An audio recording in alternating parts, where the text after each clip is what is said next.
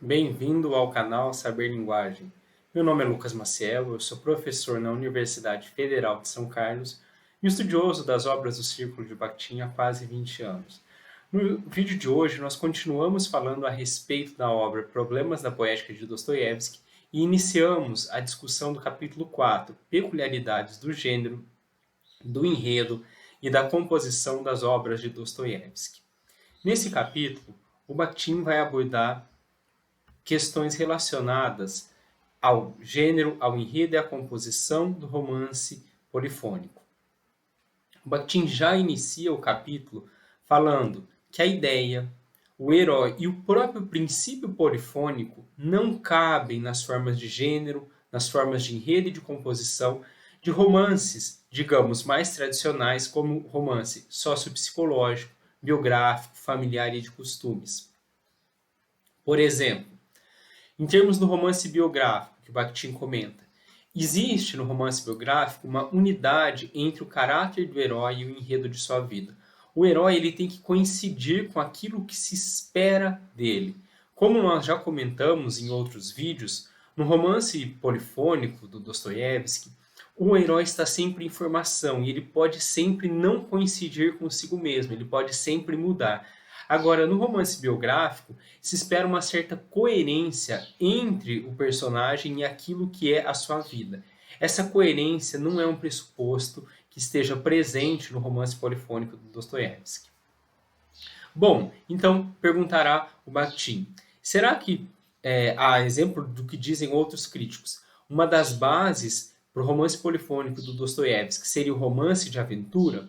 O Bakhtin dirá que, em algum sentido, sim, que existe uma certa semelhança formal entre o romance de aventura e o romance polifônico do Dostoiévski, na medida em que o herói do romance de aventura, assim como o herói do romance polifônico, é um herói não pré-determinado pela sua imagem. O que isso quer dizer?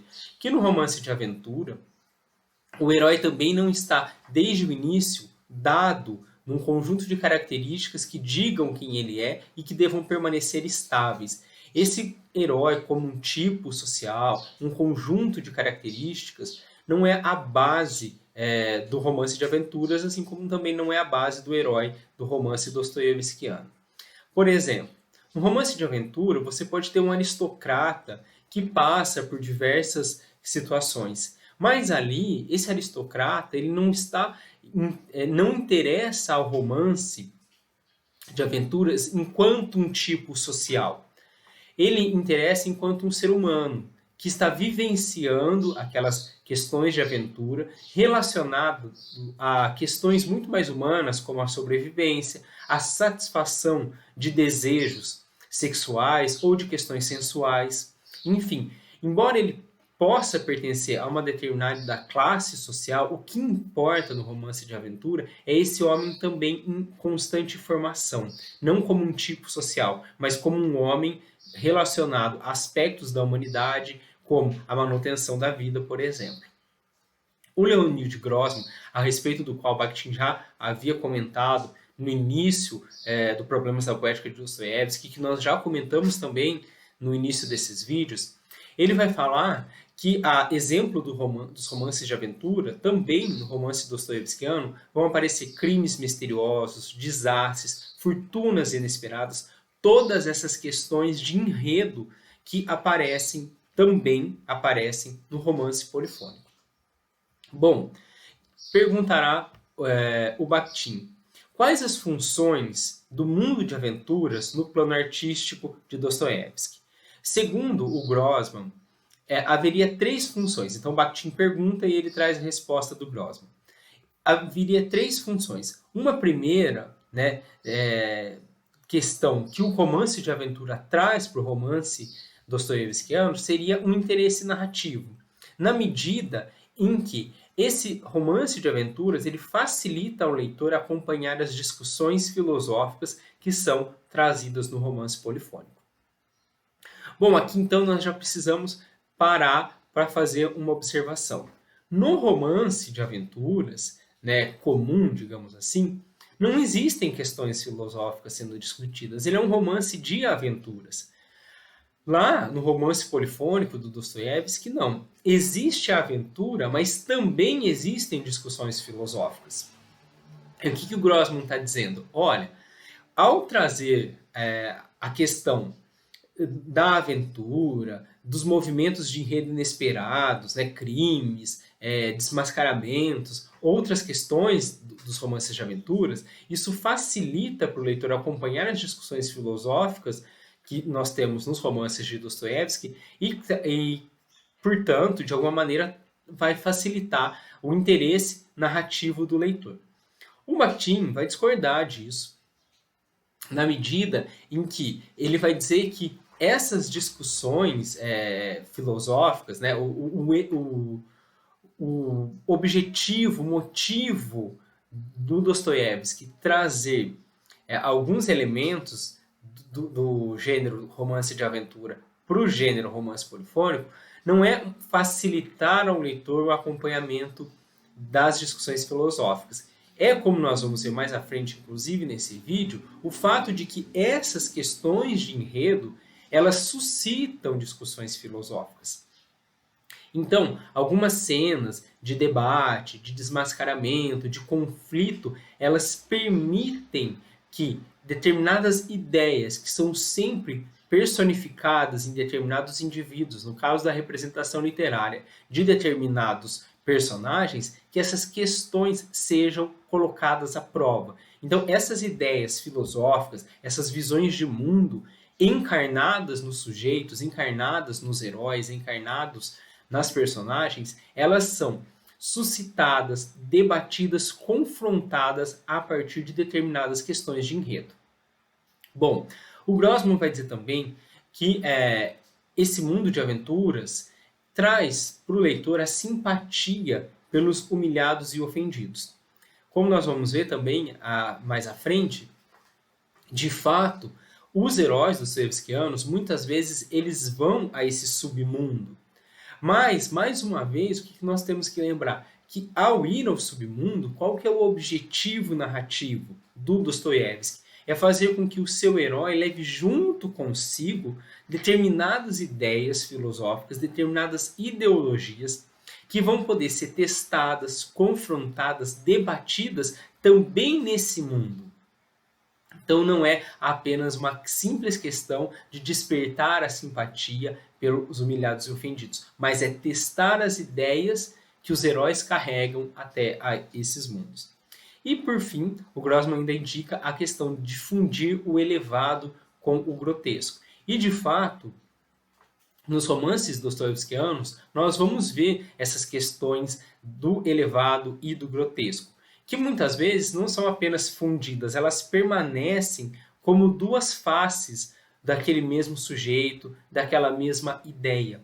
Então, ao permitir, né, o desenvolvimento do enredo, nós temos essas personagens que elas mesmas vão se mostrar ora nobres, ora pecadoras, ou seja, são sujeitos de informações, eles não são pré-determinados, eles não têm um caráter estável, e essa questão do elevado com o grotesco, dessas disparidades, dessas oposições, elas são próprias da constituição do ser humano e também elas facilitam o diálogo, o debate de ideias. Bom, então, embora o Bakhtin, de alguma maneira, reconheça, sim, a importância do gênero romance de aventuras na composição das obras polifônicas, dos romances polifônicos do Dostoiévski, e concorde, de certa maneira, com os pontos elencados pelo Grossman, ele tem uma visão diferente da importância e do impacto dessas questões no romance polifônico. Bom, Bakhtin agora passa a falar de outros tipos de romances. Nos romances sociopsicológico, biográfico, familiar e de costumes, o Bakhtin vai dizer que a relação entre os homens são relações entre homens enquanto tipos sociais. Então, um aristocrata com um aristocrata, um homem, um pai com um filho. Relações entre homens enquanto funções que eles representam na sociedade, enquanto classes sociais ou determinadas colocações hierárquicas presentes na sociedade. E vai dizer o Bakhtin, portanto, que nesses tipos de romances, os heróis são gerados pelo próprio enredo. Retomando aquilo que nós começamos a falar, esses heróis eles têm que, de alguma maneira, coincidir ou serem coerentes com aquele enredo, com aquilo que se espera de uma determinada posição hierárquica, de uma determinada classe social.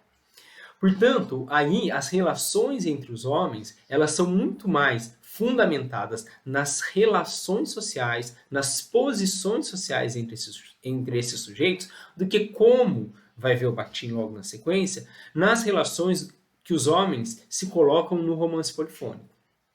No romance polifônico, as relações não se dão entre os homens enquanto tipos sociais, mas quanto homem versus homem, o homem na sua humanidade, naquilo que antecede e ao mesmo tempo transcende a sua classe social, a sua posição hierárquica. Por isso, uma das influências do romance de aventura, portanto, é que as situações de aventura serão aquelas situações em que se pode ver qualquer homem como homem, aquilo que ele tem de mais humano.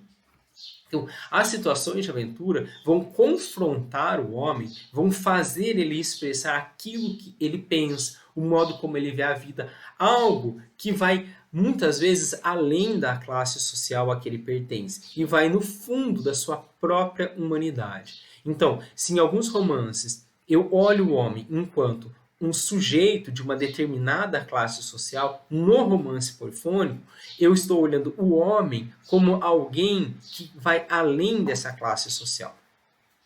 Nós vemos, portanto, que de alguma maneira, no entender do Bakhtin, na interpretação que o Bakhtin dá à prosa do Dostoiévski, existe uma certa diferença, digamos assim, daquela concepção de certos romances realistas ou naturalistas que tomam o homem enquanto um sujeito representante de uma classe social, porque no Dostoiévski, esse sujeito, para além da sua classe social, ele importa enquanto ser humano.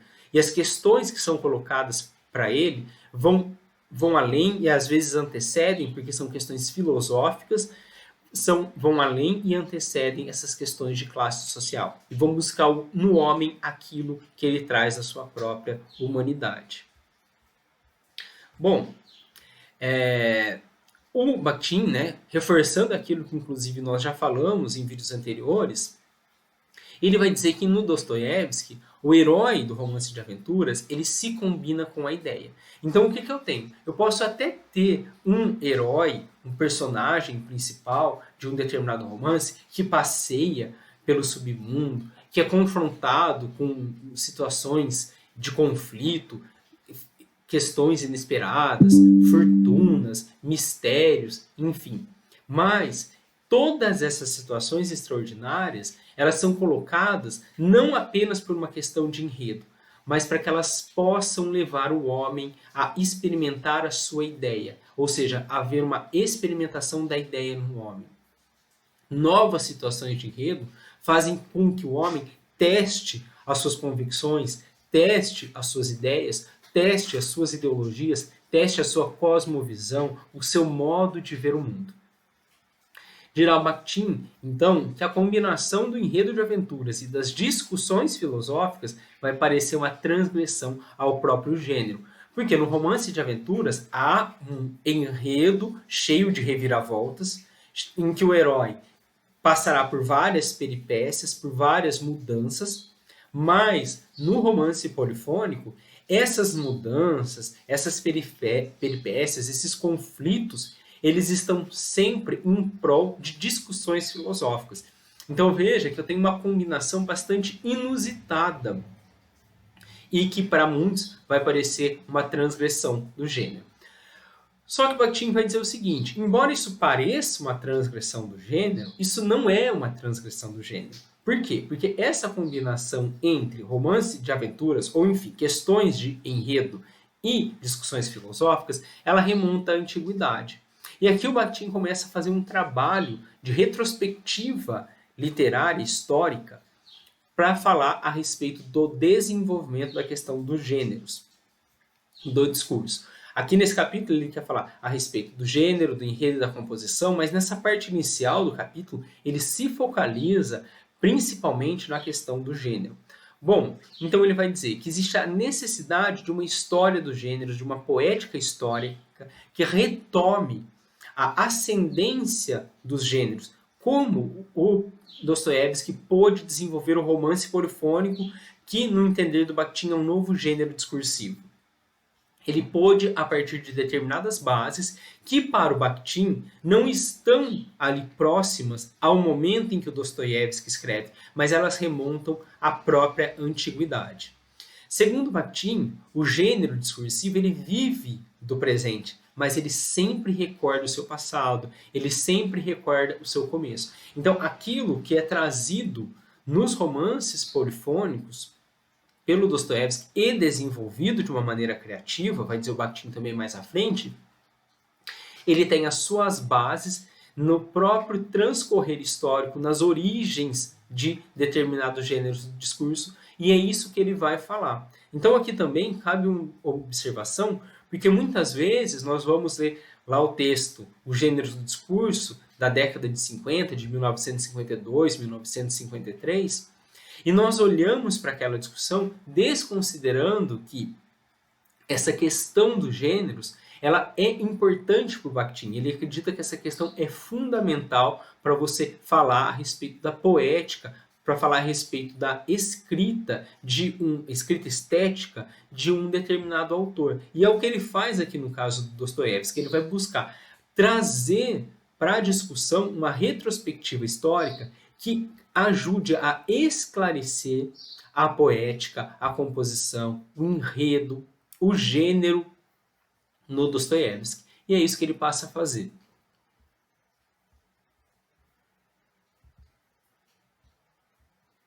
Bom, segundo o Bakhtin, na antiguidade havia gêneros sério-cômicos e que se opunham a gêneros sérios, como a epopeia, a tragédia, a história, a retórica clássica. Esses gêneros sério-cômicos eram vários, as características entre eles elas se misturavam, mas de toda maneira, para ele, o que marca é uma oposição entre o gênero sério-cômico e os gêneros sérios. Bom, e o que caracterizaria o gênero sério-cômico, ou os gêneros sério-cômico? Uma cosmovisão carnavalesca, uma alegre relatividade. Isso é muito importante. O que é essa cosmovisão carnavalesca? Cosmovisão é um modo de ver o mundo. É o modo de ver o mundo a partir das bases do carnaval, que dentro da literatura, que dentro da estética literária, vai sofrer, claro, as injunções do próprio fazer artístico literário. Mas existe um modo de ver o mundo a partir do carnaval que vai ser trazido para a literatura. O carnaval é um movimento, são festas populares, o Bakhtin também vai entrar nisso mais a fundo no decorrer do capítulo, mas você tem um mundo em que você tem uma certa inversão do mundo normal, do mundo extra-carnavalesco, nas palavras do Bakhtin. Então, no carnaval você inverte posições sociais, você inverte valores, você brinca com as verdades, por isso existe uma alegre relatividade. Enquanto no mundo extra-carnavalesco, no mundo sério, existe um discurso monológico que traz a verdade única. No carnaval, essa verdade ela pode ser relativizada pelo riso, que vai tirar sarro, digamos assim, que vai contestar todas as verdades. Então o carnaval ela desestabiliza as verdades. E a influência do carnaval nos gêneros sério-cômicos é aquilo que possibilita que esses gêneros também desestabilizem um discurso monológico, um discurso sério, um discurso institucional, um discurso que diga o que é o certo, o que é a verdade, o que é a única verdade. Então, através dessa visão carnavalesca, eu trago uma relativização do monologismo para os gêneros sério-cômicos. Eu consigo desestabilizar o monologismo, eu consigo desestabilizar a verdade única. E é isso que essa visão carnavalesca consegue trazer para os gêneros sério-cômico. Quais seriam as peculiaridades do gênero sério cômico. A primeira peculiaridade que o Bakhtin vai apontar é a atualidade viva. Enquanto nos gêneros sérios, como por exemplo a epopeia, eu vejo aquilo que eu vou narrar de uma distância temporal muito grande, então você tem uma distância épica, uma distância trágica, você está muito apartado daquele mundo sobre o qual você está narrando. No gênero sério-cômico existe uma atualidade viva, sem distância épica ou trágica. Tudo é vivenciado no presente, na alegre relatividade do presente, na familiaridade que o presente te dá. Porque aquilo que é do passado, que está longe de mim, de alguma maneira eu desconheço e é visto de um ponto de vista reverencial. Eu não posso, de alguma maneira, desestabilizar aquilo que foi o passado. Agora, aquilo que está no presente, eu consigo ver e vivenciar de uma maneira mais alegre, relativizando, por exemplo, a exaltação aos heróis, porque eu vivenciei com eles também uma realidade histórica, por exemplo, e vi que eles não são seres perfeitos. Também não vai existir o passado absoluto dos mitos e das lendas, um passado que eu apenas tenho que receber passivamente. Então o gênero sério-cômico, ele traz tudo para essa atualidade viva. E mesmo quando eu trago personagens históricos, aqui no gênero sério-cômicos, eles vão viver essa atualidade e eles vão poder, inclusive, ser influenciados por essa visão carnavalesca que relativiza a seriedade. Os gêneros sério-cômicos, eles não se baseiam nas lendas, mas na experiência, naquilo que eu vivencio e na fantasia livre. Então, enquanto eu tenho gêneros sérios que observam tudo de um ponto de vista distante, de uma certa seriedade, e um passado memorialístico que eu tenho que trazer de uma maneira imutável, no gênero sério-cômicos eu tenho uma fantasia livre, eu posso fantasiar, eu posso brincar, mais uma vez influenciado aqui pela alegre relatividade da carnavalização na literatura. Um terceiro aspecto é a pluralidade de estilos e de variedade de vozes. Enquanto em alguns gêneros, como a epopeia, por exemplo, se espera um único estilo, um único tom que dê unidade, seriedade àquilo que está sendo narrado, aqui você vai ter uma pluralidade de estilos, uma combinação entre o sublime e o vulgar, o sério e o cômico. Serão trazidos no gênero sério-cômicos, no interior deles, também gêneros intercalados, outros gêneros discursivos. E ao trazer outros gêneros discursivos, eu trago outras vozes, eu trago outros estilos, eu trago outros tons. Então isso também facilita uma pluralidade de estilos, uma pluralidade de tons e de vozes nesses gêneros sério-cômico. Tem um discurso, além do discurso de representação, um discurso representado. Então, enquanto, por exemplo, nos gêneros sérios, eu tenho o discurso que fala sobre o outro, agora eu também tenho o discurso do outro representado. Então eu tenho pelo menos dois discursos, o discurso narrativo e o discurso do personagem. E esses discursos podem ter estilos diferentes, tons diferentes, o que vai trazendo uma certa não uniformidade estilística e de tom, uma univocidade para os gêneros sério-cômicos. Bom, dentre os gêneros sério-cômicos, o Bakhtin vai dizer que os mais importantes enquanto influência para o desenvolvimento do romance polifônico do Dostoiévski são o diálogo socrático e a minipeia. Quanto ao diálogo socrático, ele vai dizer: uma das primeiras características do diálogo socrático é a concepção socrática da natureza dialógica da verdade. A verdade, no diálogo socrático, ela não se encontra na cabeça de um único homem, ela nasce entre os homens. Então, qual era o método de elucidação, ou pelo menos de busca da verdade do Sócrates? Era colocar os homens em confronto e permitir que, por meio do diálogo, por meio de perguntas e respostas, fosse sendo construída ou aclaradas as verdades. A verdade, portanto, ela não está na cabeça de um indivíduo, mas na comunhão, no diálogo, no confronto de ideias entre os indivíduos. Algo a respeito, inclusive, do qual nós já falamos.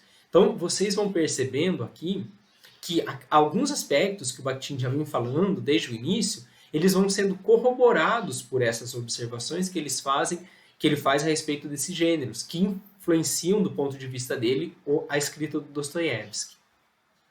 Então, o que o diálogo socrático traz? A ideia de que a verdade não está na cabeça de um sujeito, mas no diálogo entre os sujeitos.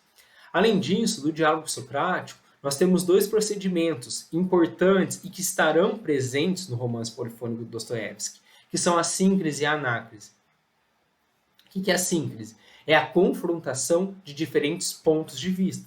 Então, quando eu ponho dois personagens para dialogar, eu coloco personagens que têm pontos de vistas, que têm diferentes concepções do mundo para se confrontarem. Exemplos nós já demos nos vídeos anteriores, quando o Bakhtin comenta a respeito, por exemplo, dos diálogos do Raskolnikov com outros personagens em Crime e Castigo. E a anácrise é provocar a palavra pela própria palavra. Aqui é importante atenção porque, veja, a palavra do herói, a palavra do personagem que eu quero provocar, essa verdade que ele traz, eu posso provocá-la a partir do enredo. Então eu confronto esse personagem com uma questão de enredo que faz com que ele se mostre, com que ele tenha que expor uma verdade que às vezes não está nem clara para ele, mas eu tenho um outro procedimento também que não é de enredo, é de provocação pela própria palavra. Então, de alguma maneira, digamos, assintosamente, um personagem, ou até o narrador, ele vai provocando a palavra do herói, ele vai provocando a personagem para que ela fale o que ela pensa. Porque, relembrando aquilo que nós já falamos em vídeos anteriores, o autor ele não está autorizado a dizer o que a personagem pensa. Ele tem que provocar a personagem para dizer. Então, um dos modos de provocação, seja pelo narrador, seja por uma outra personagem, é que pelas palavras eu provoque a exteriorização da verdade do outro. Então, a anácrise é esse provocar a palavra pela própria palavra.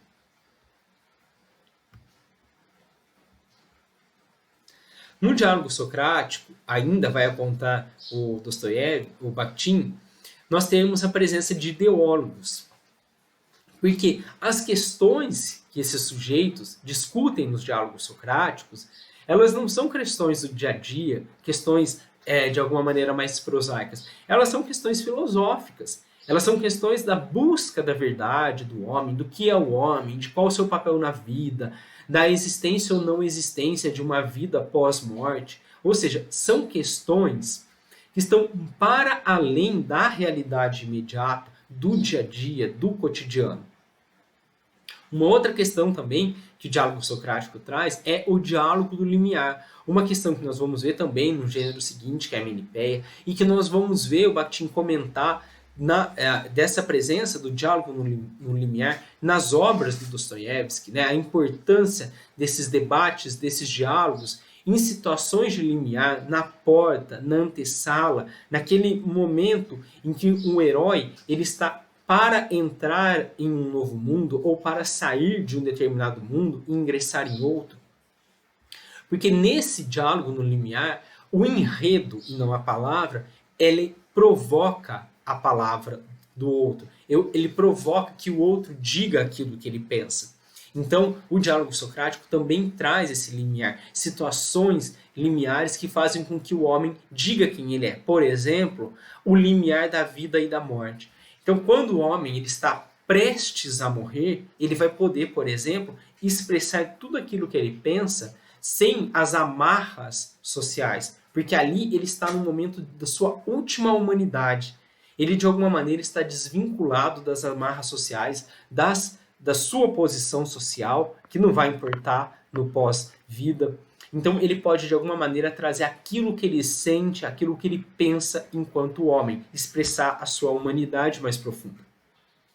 E, por fim, o Bakhtin vai comentar que no diálogo socrático tem uma combinação orgânica entre a ideia e o homem. Algo que é super importante para o Bakhtin e que nós já comentamos em vídeos anteriores, que é o fato de que a ideia nos romances polifônicos, e veja, para o Bakhtin, uma das origens disso está aí no diálogo socrático, que é um gênero sério-cômico da antiguidade, a ideia se combina com o homem. Então eu não estou discutindo a respeito de ideias abstratas, como se discute em um artigo científico, como se discute em um tratado filosófico.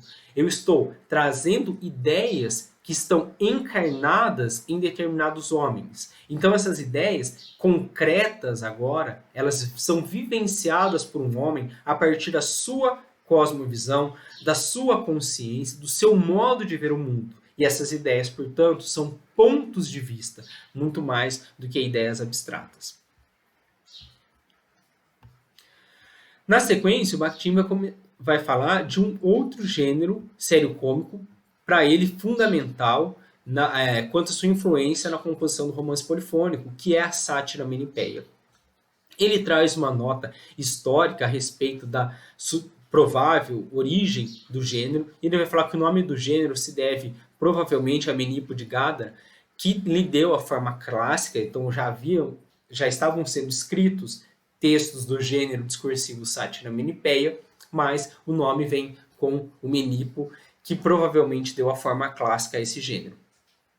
O Bakhtin, eu acho aqui importante falar a respeito dessa nota histórica que ele coloca. Ele vai dizer que esse gênero se desenvolveu em diferentes épocas. Da Antiguidade, passou para a Idade Média, Renascimento, Reforma, Idade Moderna, e permanece até o momento em que o Dostoiévski escreve, né, é isso que o Bakhtin está falando, pela sua plasticidade, pela sua grande capacidade tanto de integrar outros gêneros discursivos dentro dela, nós vamos ver isso quando falarmos do solilóquio, por exemplo, quanto pela possibilidade de entrar em outros gêneros, como, por exemplo, integrar um gênero discursivo como romance. Então, a sátira menipeia, ela consegue, de alguma maneira, se amoldar a gêneros maiores, em que ela vai se integrar dentro deles, quanto, no seu interior, trazer outros gêneros discursivos. Então, por essa grande plasticidade do gênero discursivo, ela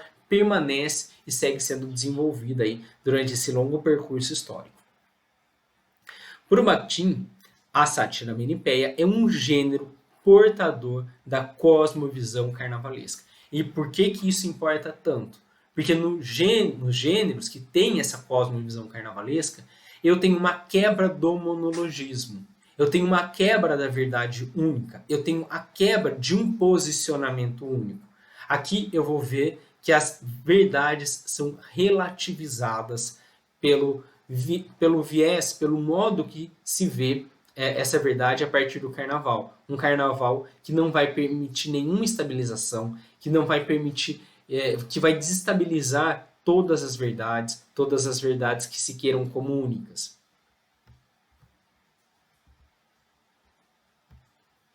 E o Bakhtin passa a falar das particularidades da sátira menipeia.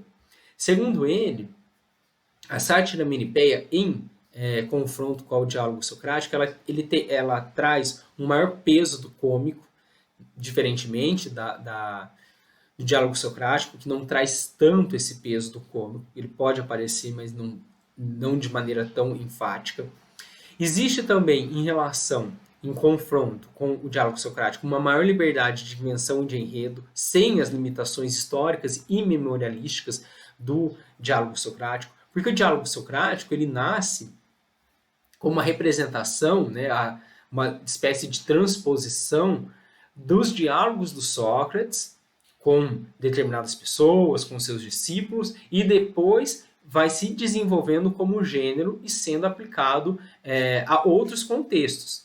Inclusive, vai dizer o Bakhtin, né, se o diálogo socrático, né, no seu momento inicial, ele é muito claro a questão de que eu quero, a partir do confronto entre diferentes homens, portadores de diferentes ideias, trazer ou buscar elucidar determinadas verdades, esse confronto entre ideias ele pode ser abstraído dessa busca pela verdade e se tornar apenas um instrumento formal de exposição de uma ideia já dada.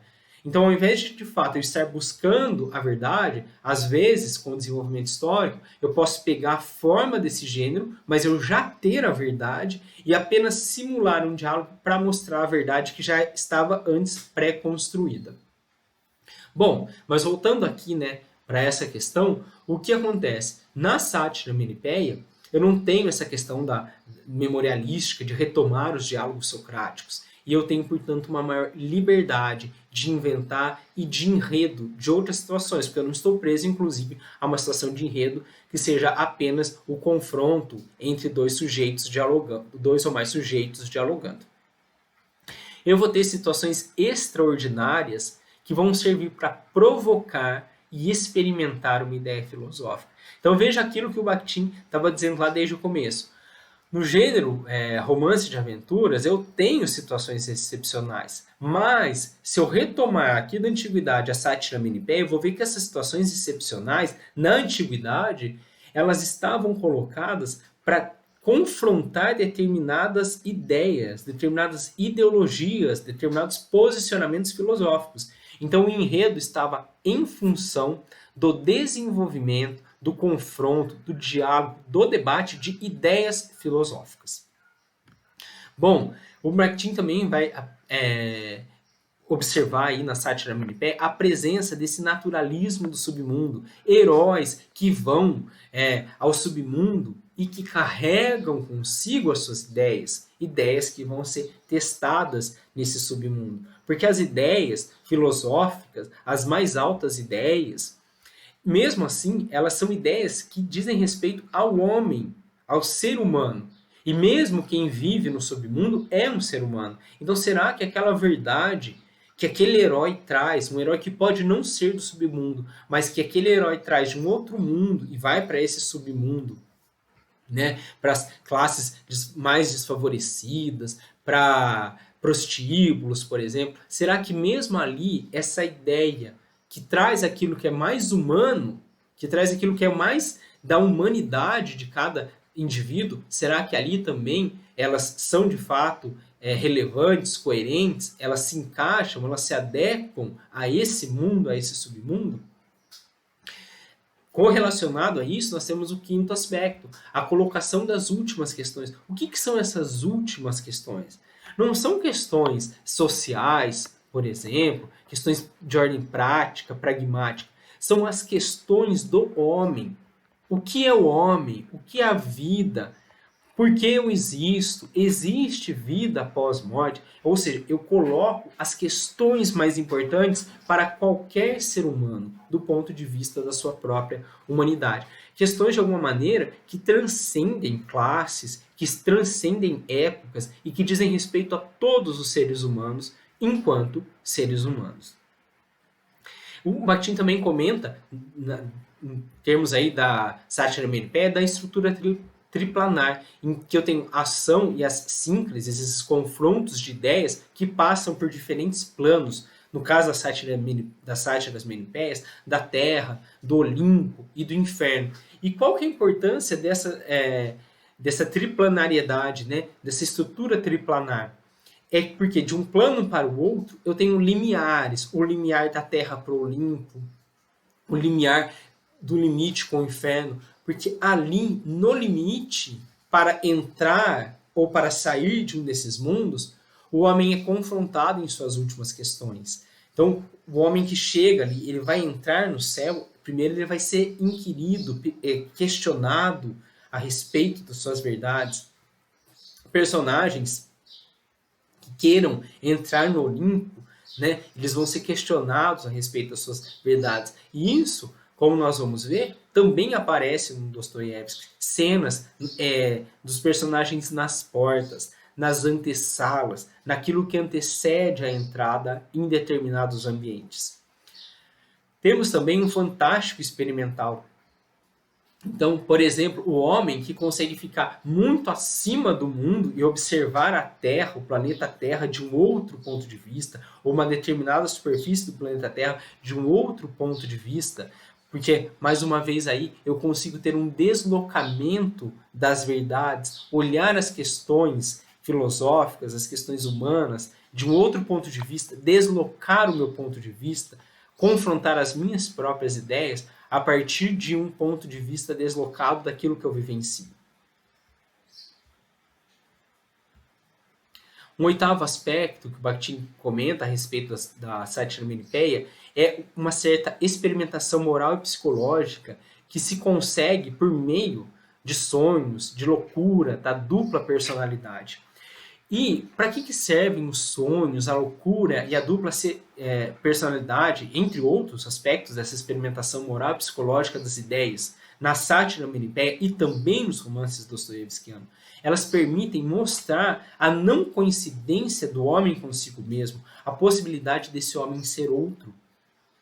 Conforme nós já temos falado em outros vídeos, o herói dostoievskiano é um herói que não coincide consigo mesmo. É um herói em constante formação, assim como todos nós, seres humanos, somos seres em constante formação, que podemos mudar de ideia com o decorrer da nossa vida, das experiências que nós temos, dos contatos dialógicos, das vozes que nós ouvimos, das vozes com as quais nós temos contato com textos. Então, nessas situações, digamos, pouco usuais, como sonhos, o homem pode vivenciar uma outra vida no sonho, a loucura em que ele vivencia uma outra vida, a dupla personalidade em que as ideias dele são confrontadas por um outro, que é um semelhante a ele, mas que de alguma maneira se opõe a ele. Tudo isso faz com que as ideias desse homem possam ser experimentadas em situações excepcionais, não usuais.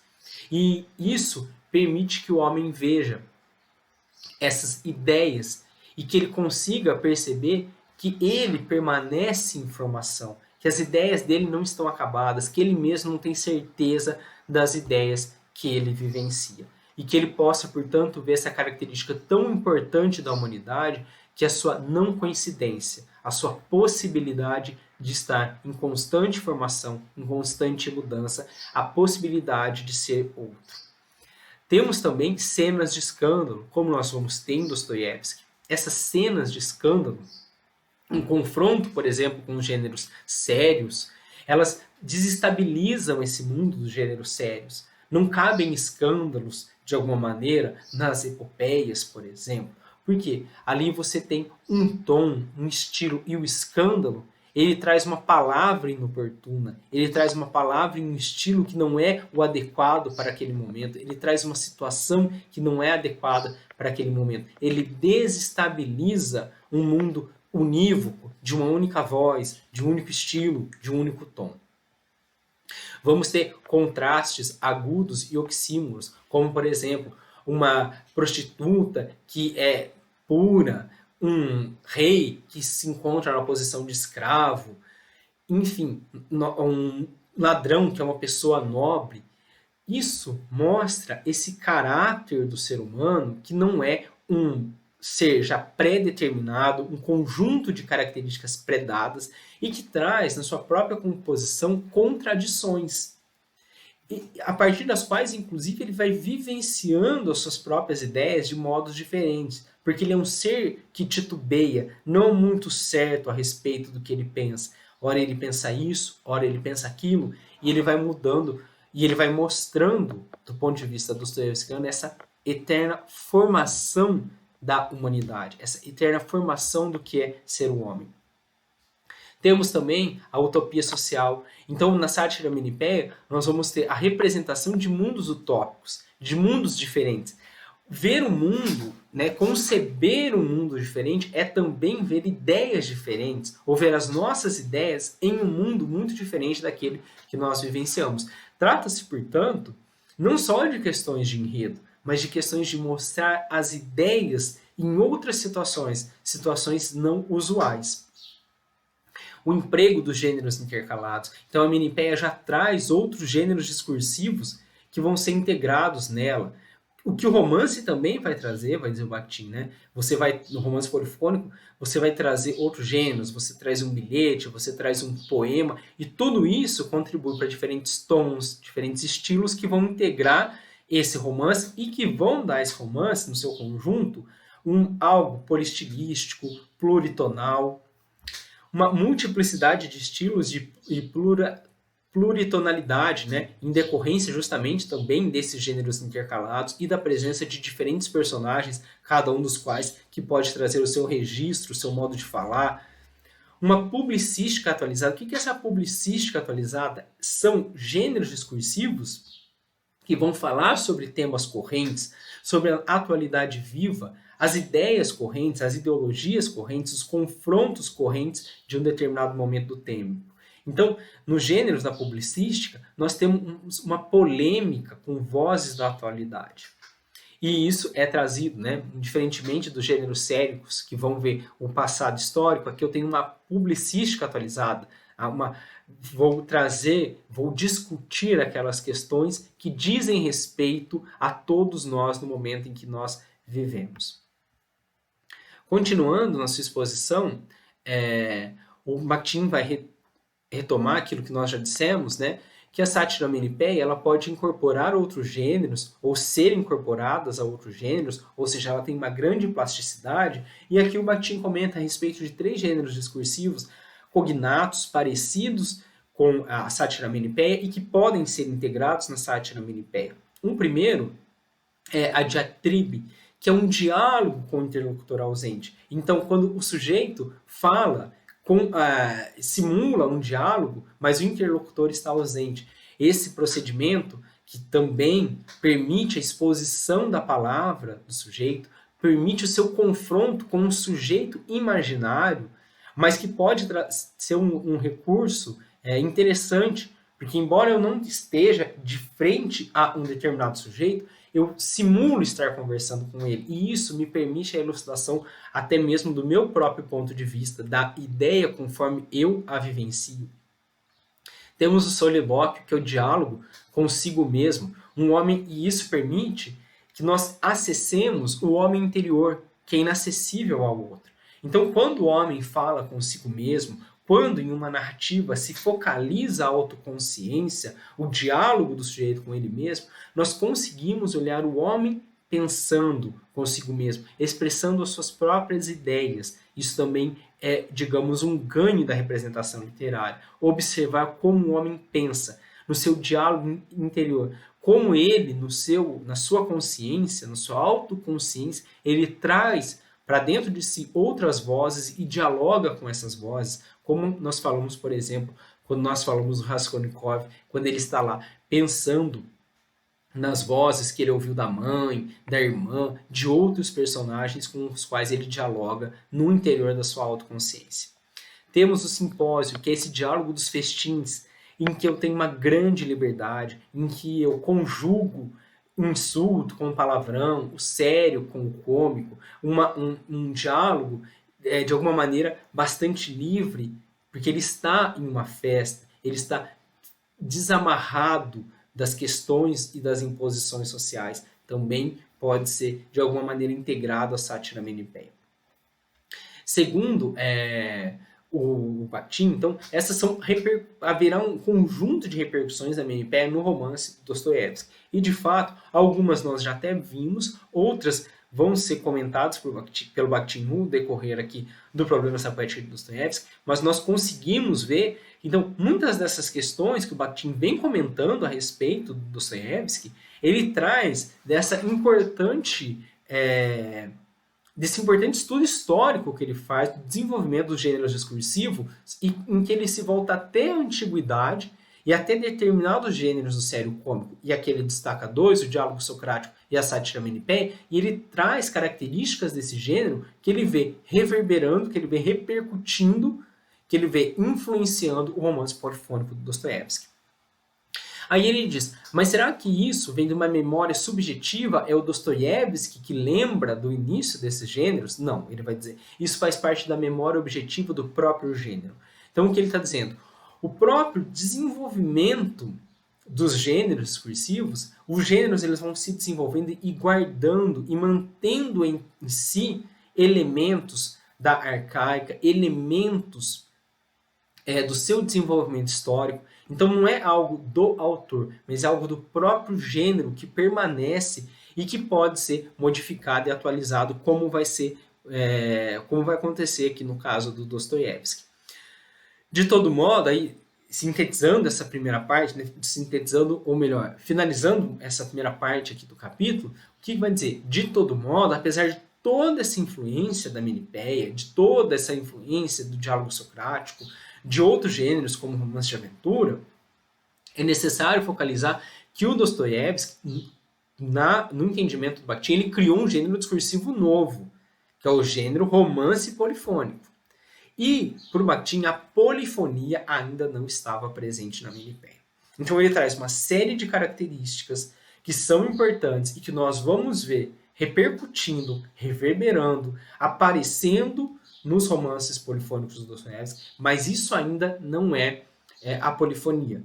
Né? Esse novo modo, né, como nós já vimos comentando, de conceber a posição do autor, de colocação das ideias entre os personagens, no diálogo com os personagens, esse enfocar a personagem a partir da sua autoconsciência, que é sempre inacabado. Então existem características do gênero, né, nessa história dos gêneros, que mostram as influências que chegaram ao Dostoiévski, mas o Dostoiévski deu um arranjo novo a várias questões, não só essas questões do gênero sátira da Menipeia e do diálogo socrático e do gênero série-cômicos, que vão configurar a polifonia. Por isso vai dizer o Bakhtin aí no final que a Menipeia ainda desconhece a polifonia.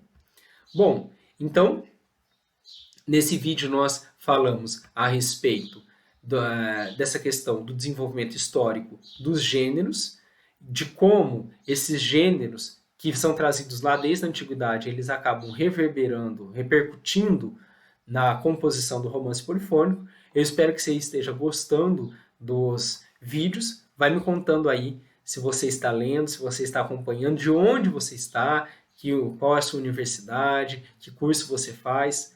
Um grande abraço, muito obrigado por acompanhar até aqui e até o próximo vídeo.